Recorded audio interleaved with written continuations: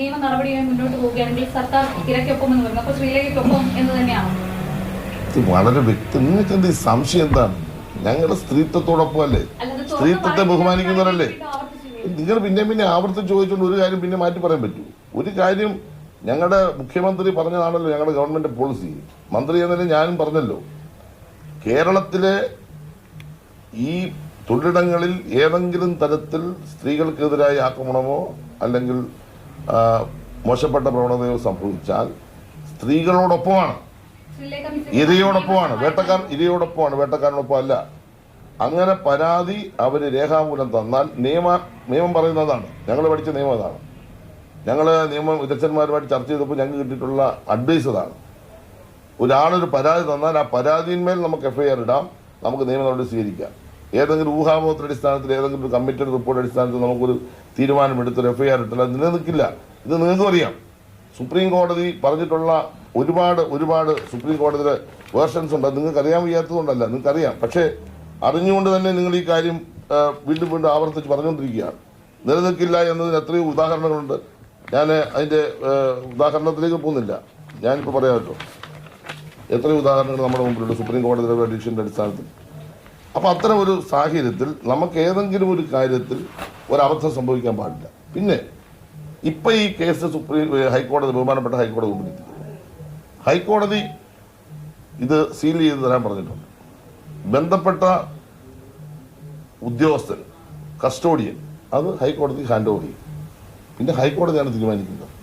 ബഹുമാനപ്പെട്ട ഹൈക്കോടതി എന്ത് പറയുന്നു അതിനോടൊപ്പമാണ് ഗവൺമെന്റ്. ഇത് വ്യക്തമായി. ഏത് ഞാൻ പറഞ്ഞല്ലോ, ബഹുമാനപ്പെട്ട ശ്രീരേഖ മാഡം പരാതി തരുന്ന പക്ഷം ഗവൺമെന്റ് ആ കാര്യം ബന്ധപ്പെട്ട ഏജൻസി വഴി പരിശോധിക്കുമെന്ന് പറഞ്ഞു കഴിഞ്ഞല്ലോ. അതിലെന്താ തർക്കം?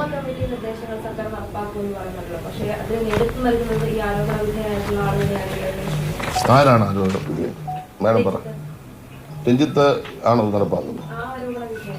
രഞ്ജിത്താണോ നടപ്പാക്കുന്നത്? എന്താ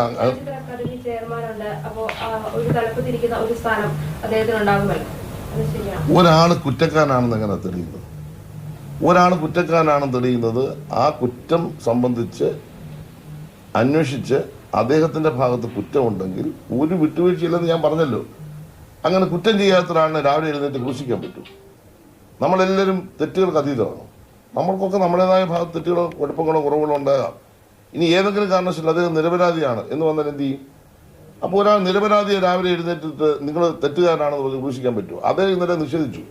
അദ്ദേഹം ഇന്ത്യ കണ്ട ഏറ്റവും പ്രഗത്ഭനായ ഒരു കലാകാരനാണ്. അദ്ദേഹത്തിന്റെ സൈറ്റിലാണ് ഈ വിഷയം നടന്നതെന്നാണ് പറയപ്പെടുന്നത്.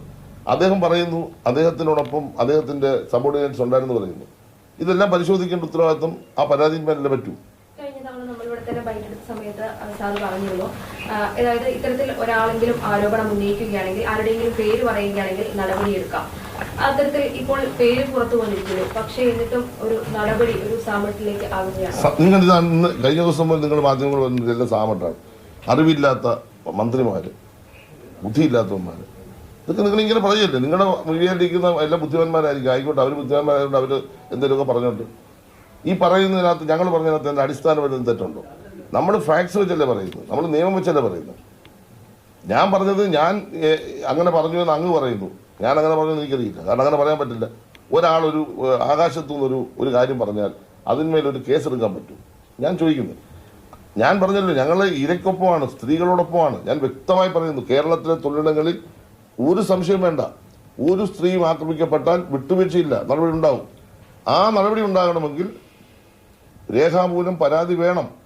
രേഖാമൂലം പരാതി ഇല്ലാത്ത ഒരു പ്രശ്നത്തിന്മേൽ ഒരു കേസ് എടുത്താൽ നിലനിൽക്കില്ല എന്ന് സുപ്രീം കോടതി പല പ്രാവശ്യം ആവർത്തിച്ച് പറഞ്ഞിട്ടുണ്ട്. ഈ നിയമനിർദ്ദേശത്തിന്റെ അടിസ്ഥാനത്തിലാണ് സർക്കാർ വ്യക്തമായി പറഞ്ഞത്. ആർക്കെങ്കിലും പരാതി ഉണ്ടോ തരിക. ഞാൻ പറഞ്ഞല്ലോ, ഞാൻ മന്ത്രിയായി ഇത്രയും നാൾ ആരും പരാതി തന്നിട്ടില്ല. തരാത്തൊരു പരാതിന്മേൽ കേസ് അങ്ങനെ എടുക്കുന്നു. അപ്പൊ ഇതൊക്കെ നമ്മൾ സാങ്കേതികമായി നമുക്ക് പറയാം, യാന്ത്രികമായി നമുക്ക് പറയാം. പക്ഷെ നിയമപരമായ കാര്യങ്ങൾ പരിശോധിക്കേണ്ട ഉത്തരവാദിത്വം ഗവൺമെന്റിനുണ്ട്. ആ നിയമപരമായ കാര്യങ്ങൾ പരിശോധിച്ചിട്ട് ഒരു തീരുമാനത്തിൽ എത്താൻ പറ്റും.